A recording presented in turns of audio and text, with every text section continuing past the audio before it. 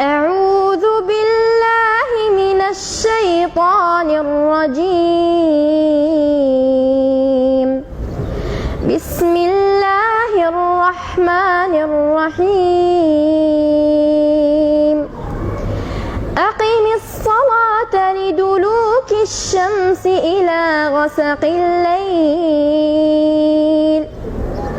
وقرآن الفجر إن قرآن الفجر كان مشهودا ومن الليل فتهجد به نافلة لك عسى أن يبعثك ربك مقاما محمودا وقل رب أدخلني مدخل صدق وأخرجني مخرج صدق واجعل لي من